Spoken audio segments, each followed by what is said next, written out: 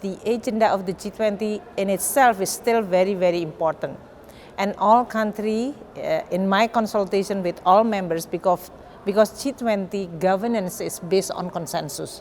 This is not like the World Bank or the IMF, in which you have quota-based share, which is based on how much that you contribute on the capital.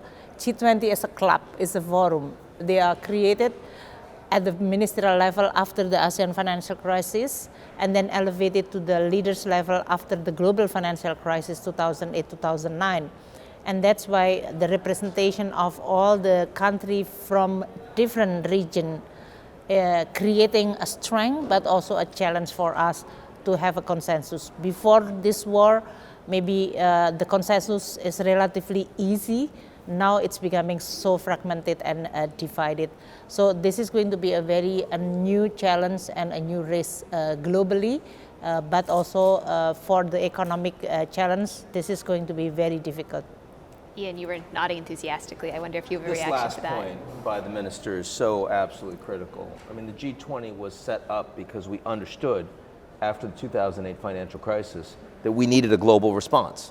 You look at the pandemic, it's so obvious. We need a global response. Right. You look at climate change, it's so obvious. We need a global response.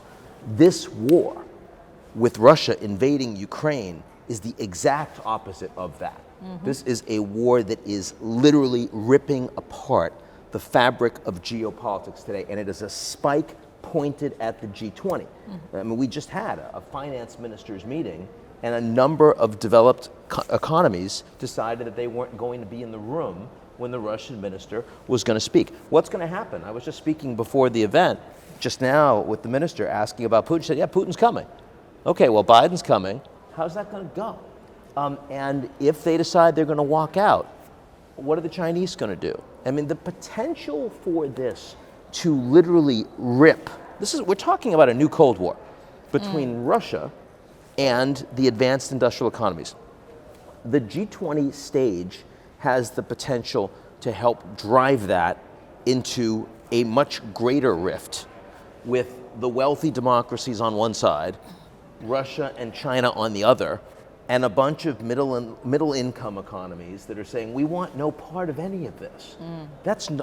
If that happens, it's the opposite of everything that we are trying to accomplish in terms of global response to global crises. And let's hope it doesn't happen. I personally am thankful that the Indonesians are hosting the G20 this year, because they're a country that knows they need to talk with and have good relations with everyone. I mean, if the Canadians were hosting the G20 this year, it would be more challenging in terms of inviting the Russians to that meeting, and that would have knock-on effects. I think we have to recognize that.